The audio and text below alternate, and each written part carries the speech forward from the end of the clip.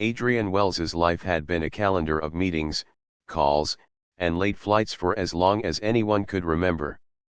He was the kind of man who scheduled even his rest, setting timers for when he should relax. That week had been no different, an exhausting trip overseas filled with investor arguments and quiet hotel rooms. The plan was to return on Friday evening, just in time for a family dinner carefully set up by his assistant. But on Wednesday morning, a deal closed earlier than expected, and Adrian made a choice he rarely made. He decided to surprise his daughter by coming home early. He imagined Lily's face lighting up when she saw him at the door. She had just turned 14 and had been more withdrawn lately, missing her mother more than ever. Adrian promised himself he would try harder to be present, to be more than the distant father she sometimes saw him as.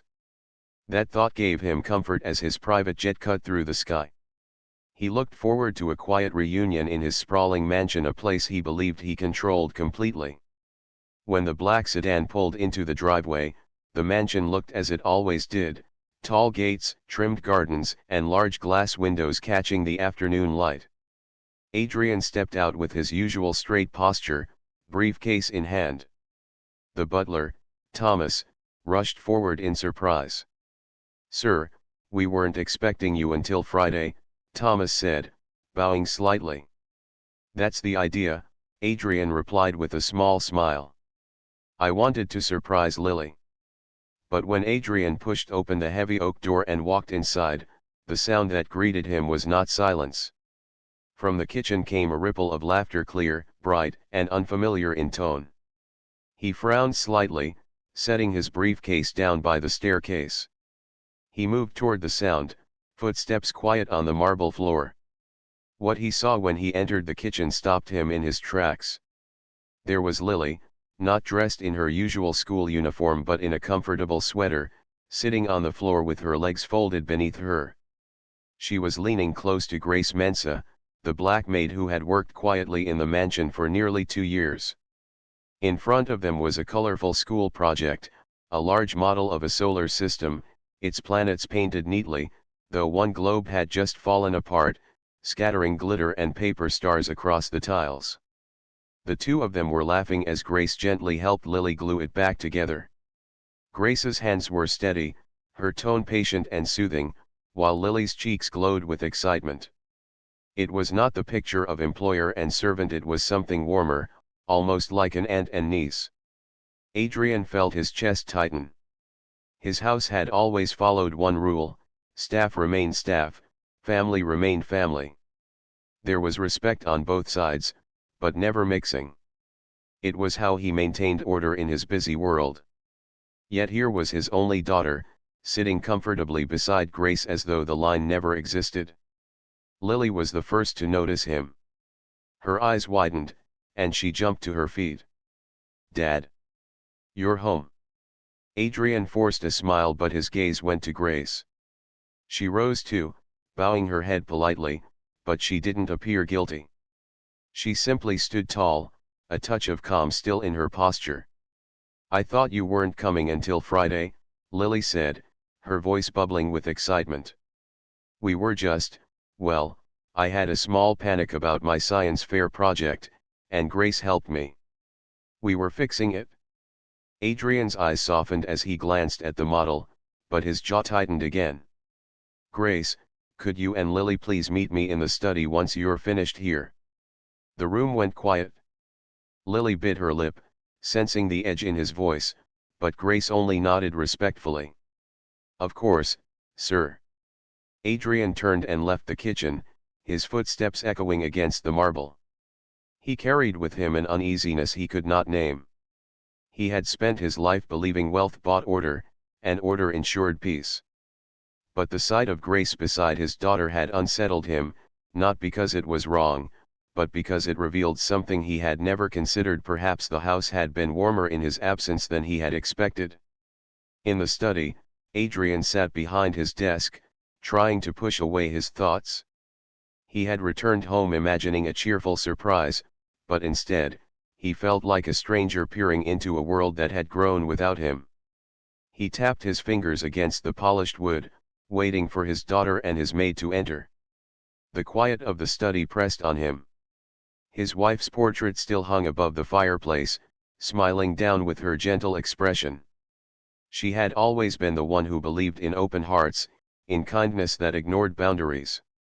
Adrian wondered suddenly if she would have approved of what he had just witnessed. The door creaked open. Lily stepped in first, clutching the project to her chest, while Grace followed calmly, hands folded in front of her. Adrian cleared his throat. "Sit down, both of you." They obeyed. Lily looked nervous, Grace composed. For a moment, Adrian just studied them, the maid with her quiet strength, the daughter with her bright but uncertain eyes. He had meant this to be a simple homecoming, yet it was already turning into something much bigger. He leaned forward. "Tell me what happened." And with that, the air in the room shifted, the first threads of a story unfolding that would challenge Adrian's rules, his pride, and even his understanding of what family truly meant. Thought for 27 seconds. Adrian looked at his daughter and at Grace, and for a moment the room felt too still. The study smelled faintly of old books and lemon polish. The afternoon light fell across the carpet in long lines. He had asked them to tell him what happened, but he did not expect his voice to sound so tight. Lily sat on the edge of the chair with the project in her lap. Grace sat straight, hands folded, eyes calm. It was Lily who spoke first. She explained that she had felt a wave of panic in the late morning. Her hands shook. Her chest felt tight. She thought she would ruin her project. She texted Grace because she was nearby and kind. Grace came, made tea, and showed her a simple way to breathe slowly until the fear passed. Adrian listened with his face unreadable. He asked short questions at first. When did it start? Was anyone else in the house? Did Grace touch the project, or only help clean and calm? Lily answered each question clearly. Thomas had been checking the delivery entry. The driver was out on an errand. The chef was in the pantry. Grace was in the laundry room and came quickly when called. She helped glue a loose piece, wiped the glitter from the floor, and kept her voice gentle. I felt like I had someone next to me, Lily said softly. It made the room feel safe. Adrian's gaze moved to Grace. You know our rule about boundaries, he said. His tone was not harsh, but it was firm. Staff keep a respectful distance. Family does not lean on staff for personal matters. We keep order that way. He looked at the portrait of his late wife for a second, then back to Grace. Why did you ignore the line? Grace did not rush. Sir, she said in a steady voice, I do know the rule. I follow it every day. But your daughter texted me and said she was not breathing well. I remembered that tea and slow counting help some people. I did not plan to cross any line. I meant only to keep her calm until someone else could come. If I misunderstood, the error is mine, and I am sorry. I only wanted her to feel safe. Lily leaned forward. Dad, please don't be angry with her. I asked her to stay. Ever since Mom passed, some days feel heavy. Sometimes it happens fast, and I don't know why. Her voice thinned and then settled again. Grace knows when those days come. She says simple words and gives me space to breathe. She doesn't make me feel weak. She just makes the moment quieter. A light knock came at the door, and Thomas entered with a small bow. He looked at Adrian, then at Lily and Grace. Sir, forgive me for speaking, but I thought you might want the household context. Adrian nodded once. Thomas cleared his throat. Miss Lily has been working late on this project. Last week, Grace organized a shelf in the study with paper, markers, glue, and small tools, in case Miss Lily needed anything. She labeled it clearly and kept it neat. I approved it. It seemed helpful. Adrian turned slightly in his chair. Thomas, were you aware of today's situation? I was not, sir, Thomas said. But I have seen Grace be steady when things feel unsettled. She is respectful. She keeps to her duties. She notices when someone needs a quiet word. It is practical, sir. The house runs better when people feel calm. Adrian exhaled. He faced Grace again. You are a good housekeeper. I have heard no complaints. But this is a family matter. Why do you know how to guide a child like that? His voice carried genuine curiosity now. Grace folded her hands a little tighter. Before I came here, I studied early childhood education. I taught in a community program for a time. When I moved, my credential papers needed evaluation, and it took longer than I expected. I took this job to support myself and also to send money home. I did not leave my training behind, sir. Care is part of who I am. Something in Adrian's eyes shifted. He thought of the neat model in Lily's lap, of the warm steam that must have risen from the tea, of the way he had found them laughing on the kitchen floor. He did not like to admit it, but that laughter had sounded like real ease, the kind that had not lived in the mansion for a long time. You were a teacher, he said, almost to himself. I was, Grace said. I would like to be again. For now, I do my best where I am. Lily lifted her project a little higher. Dad, I tried to call you, but your phone was on a flight. I felt like I was drowning in my own house. I didn't want to bother anyone, but I didn't know what else to do. Grace answered in 1 minute. She told me to breathe in for 4, hold for 4, and breathe out for 6. She said to look at the clock and count. It was simple, and it worked. Adrian rubbed his temple. He was not used to feeling unsure in his own study. There are reasons for my rule, he said. After your mother grew ill, the house felt loud. People came and went at all hours. Food arrived at the wrong times. Noise carried up the stairs. I made the boundary to protect you and your rest. I did not mean to build a wall against kindness. I meant to prevent chaos. I understand, sir, Grace said. No one wants chaos. Respect first. That is right. But respect can include care. She paused. When a young person asks for help in fear, sometimes the best line to hold is a kind line. He did not answer. The clock on the mantel ticked softly. Somewhere in the house, a door closed.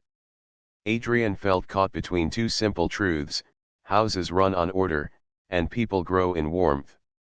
He looked again at Lily. Did you finish the practice for your opening lines? He asked, choosing a smaller step while his mind worked on the larger one. Almost, Lily said. I keep stumbling at the part about the orbit times. We can practice it, Grace offered. Only if it is allowed. Adrian hesitated. A small battle played out in his face and then settled. You may practice here for a few minutes, he said slowly. After that, Grace, return to your regular duties. I need time to think. Lily's smile was quick and grateful. She slid to the edge of the chair and began to say her lines, slow and steady, looking at the model and then at a note card. Grace corrected nothing. She asked gentle questions. What is the distance? How will you explain it to a judge who is not a scientist? Lily found clearer words. She tried again. It sounded better. After 10 minutes, Adrian raised a hand. That is enough for now.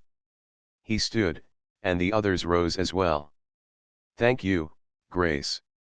Return to your schedule. Lily, bring the project to the kitchen after you rest your voice. We will have an early supper. They moved to the door. Lily paused. Dad, please don't punish Grace for this. I am not making decisions in anger, he said. Go on. When the door closed, the study felt too quiet again. Adrian walked to the window and watched a line of trees sway. He thought of his late wife's small habits, the way she would place a hand on Lily's back when she was nervous, the way she would whisper, in, hold, out, at a bedside when fevers ran high. He had loved her for that softness. He had made a rule to protect it and, without seeing it, had pushed softness out. He opened a drawer and found an envelope he kept for comfort, notes from his wife. He read a line she had written years ago. A house is a place, a home is people. He let the words sit in the air. He could feel the old tension inside him, protect the line, or protect the heart. Maybe there was a way to do both. He left the study and walked toward the kitchen. The chef was tasting soup. The air was warm and smelled of herbs and fresh bread. "Early supper, sir?" the chef asked. "Yes," Adrian said. "Soup and something gentle for Lily's throat." "Lemon honey tea," the chef offered. Adrian nodded. "That would be good." Grace stood near the pantry, ready to return to the laundry. She gave a small nod. Lily came in with her project and set it carefully on a side table. The kitchen felt like a quiet stage where everyone had a part, and no one wanted to step on anyone else's lines. Adrian sat with his daughter at the small breakfast table instead of the long dining room. He asked about the fair's schedule, the number of judges, the time of arrival. They made a little plan together: review the lines after supper, check the glue points once more, sleep at a good hour, leave early to avoid morning traffic. Lily relaxed as plans drew clear lines in front of her. Before Grace left, Adrian stopped her with a question that surprised even him. "You send money home?" "Yes, sir," she said. "My mother's medicine is expensive. My sister handles most things there. I help where I can." He considered that, then said, "Thank you for telling me." She dipped her head and stepped back. "Good night, sir." Thomas appeared as she left and stood by the doorway, reading the room like a careful captain reading the weather. "Sir," he said quietly, "rules keep the ship steady. Warmth keeps the crew willing." Adrian almost smiled. "You are a poet now, Thomas." "Only an old butler who has seen many houses," Thomas replied. "The staff will follow whatever you said. I believe they will also rise to the kind culture you bless." After supper, Lily practiced once more while Adrian timed her with his watch. She stumbled less. She smiled more.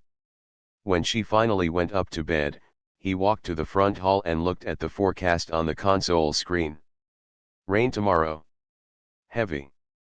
He thought about the driver's schedule and the fact that he had a dinner with investors set for the same evening. He felt the puzzle pieces begin to shift. The lines of his life were about to cross. He turned off the light and stood in the dark of the hall, listening to the soft sounds of the house settling for the night. Somewhere in the staff wing, a washing machine hummed. In Lily's room, pages turned as she set her note cards in order. In his own chest, something complicated and hopeful began to move, slow but real. He had wanted order. He had needed it. But maybe true order in a home did not come from distance. Maybe it came from clear respect and a loud kindness. Upstairs, a cool wind pressed gently against the windows. Adrian closed the study door at last and went to his room with two simple sentences in his mind: keep the house steady, keep the people close. In the morning, he would see if those lines could hold together. And if the weather turned rough, he would choose again which lines to hold most firmly: the line of an old rule or the quiet line of a hand offered in care. The next day came with a sky heavy with rain clouds. Adrian rose early, trying to balance the weight of two responsibilities on his shoulders. One was his daughter's science fair, the other was his scheduled investor dinner. Both mattered, yet they pulled him in different directions. He dressed in his usual crisp suit and ate breakfast with Lily at the smaller kitchen table. She looked nervous but determined, her project packed carefully in a protective box. Grace moved quietly around the kitchen, preparing tea with honey to soothe Lily's throat before her presentation. Thomas set the schedule for the driver, but by mid-morning, the plan shifted. The driver called in with urgent news: a flat tire on the road, and the spare was not secure. He wouldn't make it back in time. The rain outside grew harder, beating against the windows, and traffic reports showed heavy delays. Adrian stood at the window, his phone buzzing with investor reminders, and felt the pressure mount. He was expected at the dinner by 7 o'clock sharp. The investors had flown in just for him, and deals worth millions hung in the balance. Yet the science fair was also set for the same evening, starting at 6. Lily's eyes followed him anxiously, waiting for his decision. This was the moment of truth, the kind of moment no wealth, no mansion, no assistant could soften. He had to choose. He could either keep his distance and protect his business reputation, or he could step into his daughter's world, rain and all, and stand beside her. Lily spoke first. "Dad, I know you're busy. You don't have to come if it's too much." She said it with a weak smile, but her eyes told another story. Grace stood quietly by the counter, not offering an opinion, but her presence seemed steadying. She had already started preparing a simple plan, wrapping the project in plastic so it would survive the rain, checking Lily's note cards one more time. Adrian turned from the window and looked at his daughter. He thought of his late wife, of how she always said family moments vanish if not seized in time. He took a slow breath and said, "We're going together. The dinner can wait. I'll send my regrets and reschedule. Lily, your project comes first tonight." The relief on Lily's face was instant, almost like the lifting of a storm inside her.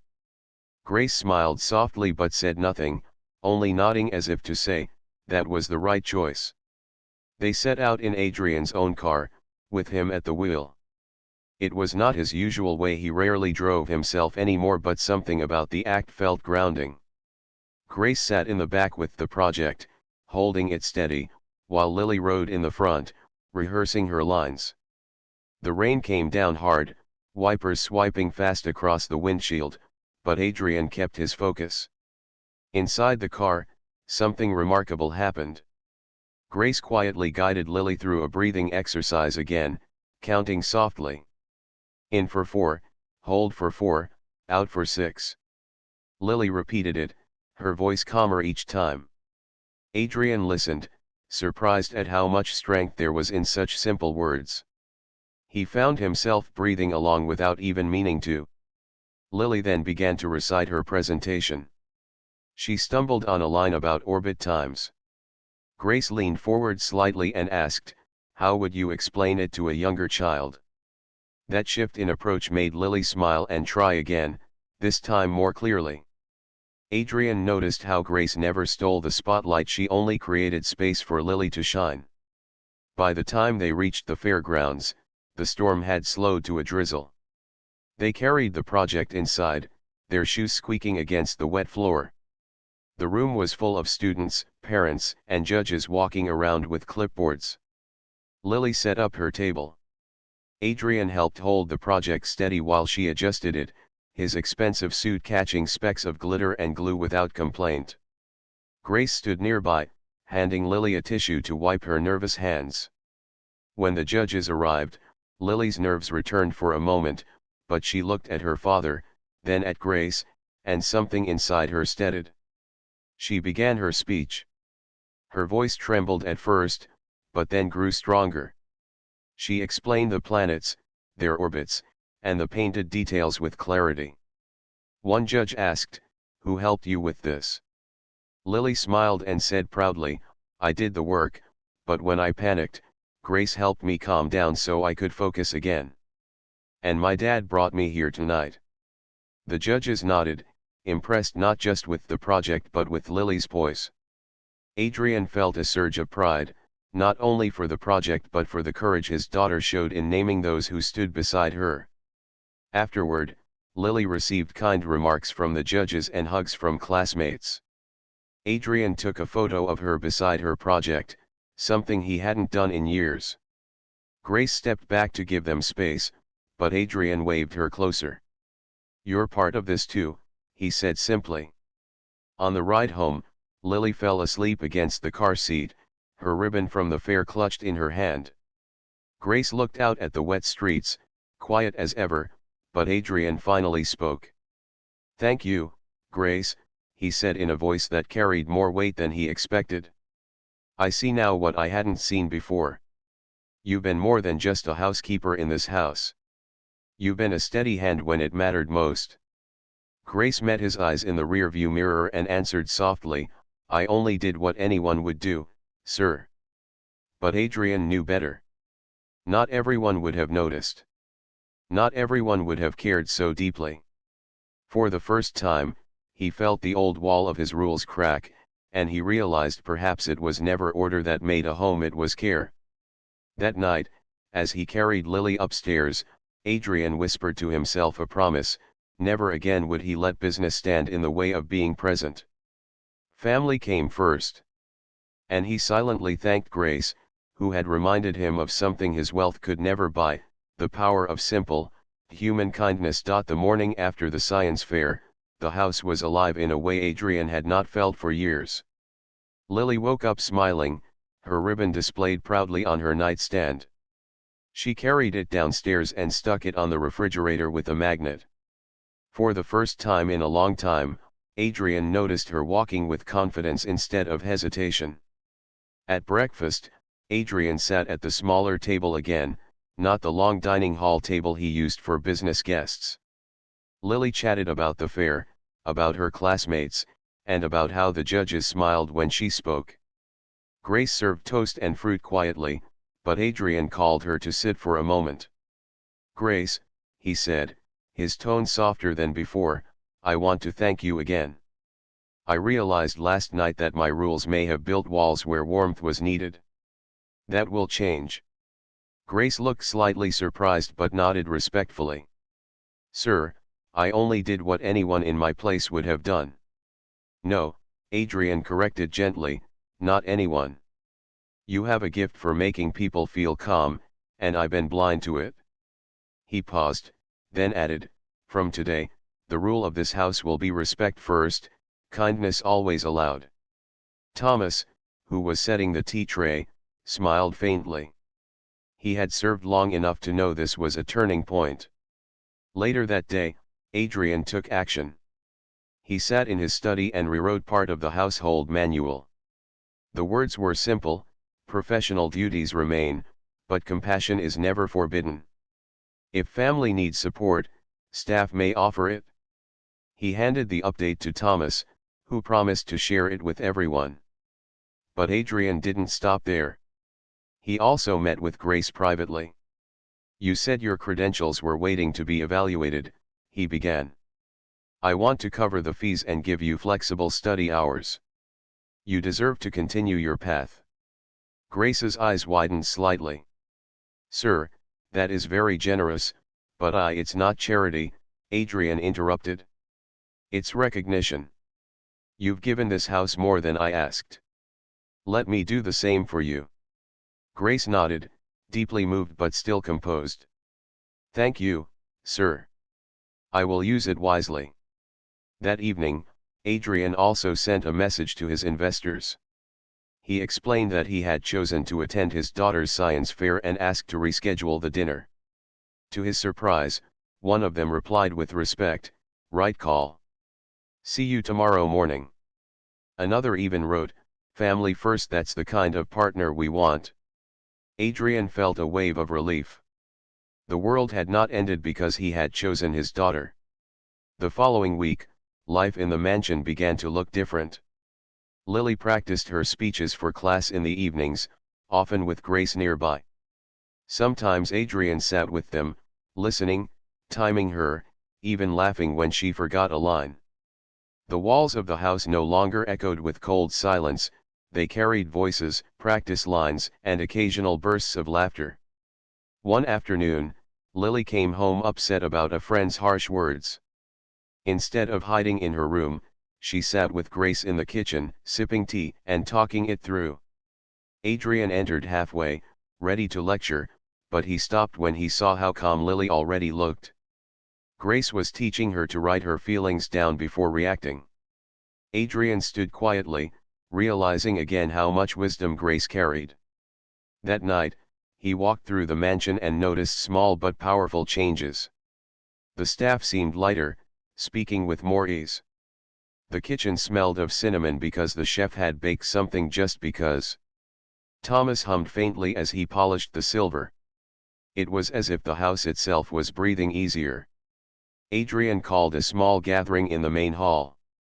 He spoke not as the boss, but as a father and a man learning again what mattered.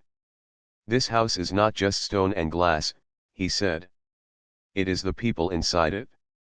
I've learned that order without warmth is emptiness. From now on, let us keep both order and heart." The staff clapped softly.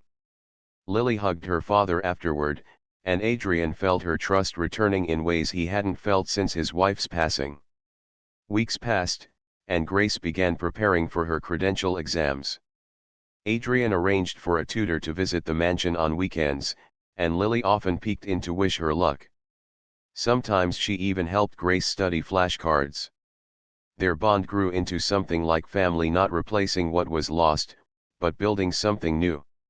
One evening, as they all sat together after supper, Lily placed her ribbon on the table and said, "I want to thank both of you.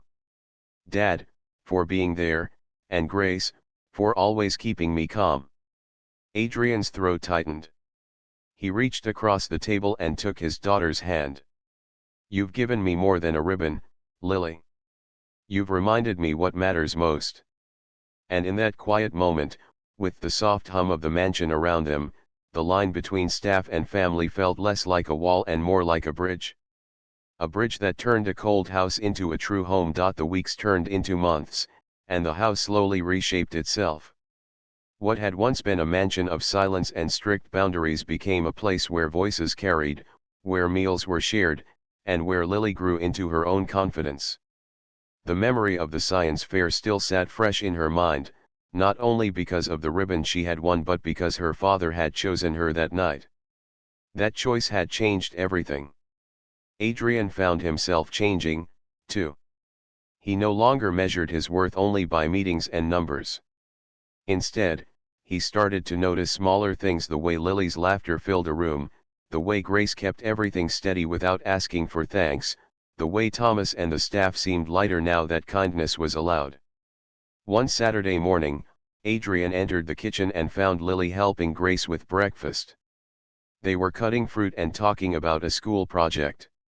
Grace corrected her gently when she held the knife at the wrong angle, and Lily listened without complaint. Adrian smiled from the doorway. It struck him that the house finally felt alive again. Later that day, Grace sat with her study materials spread on the dining table. Adrian walked by and asked how it was going. "Slow but steady," she said. "The exams are difficult, but I am learning again." Adrian placed an envelope on the table. Inside was proof that her exam fees had been paid and that additional books had been ordered for her. Grace looked at him, eyes moist though her voice stayed steady. "Sir, I don't know how to thank you." "You don't need to," Adrian said. "Just keep walking the path you dreamed of." Meanwhile, Lily grew closer to Grace in ways Adrian hadn't expected. One evening, Lily told her father, "Grace listens to me the way Mom used to. She doesn't make me feel small. She just makes me feel like myself." Adrian was silent for a long time after hearing that. He realized that in losing his wife, he had tried to replace warmth with rules, but rules could never fill the empty spaces of a heart. As months passed, news came from Grace's home country. Her mother's health was improving thanks to the money Grace sent. Adrian quietly offered to cover her mother's medicine for the year, asking nothing in return. Grace accepted with gratitude, her dignity intact. The mansion continued to grow into a real home.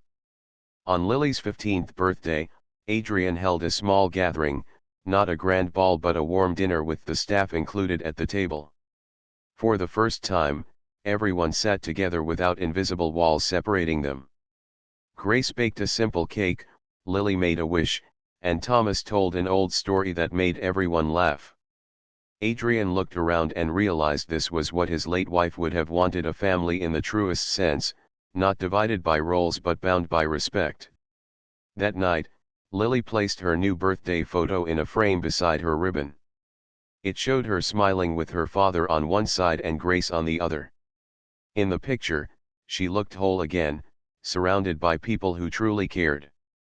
Adrian later started a small scholarship program for immigrant educators who needed help with credentials. He named it after his wife, honoring her spirit of kindness. The first recipient was Grace Mensa. She would continue her studies, supported and respected, her quiet strength now recognized not only in one household but beyond. The final image of the story was not of wealth or power but of a simple morning at the mansion. Lily stuck another ribbon on the fridge. Grace brewed tea while humming softly. Adrian sat at the kitchen table reading the newspaper, his daughter leaning against his shoulder. It was ordinary, yet extraordinary, because the house that had once felt cold and divided now felt like a true home. In the end, Adrian learned the lesson that wealth alone cannot teach, titles and roles matter far less than the kindness that binds people together. His surprise return had shocked him, but it also opened his eyes. And through Grace's steady presence and Lily's quiet courage, he discovered what it really meant to be a father, and what it truly meant to have a family.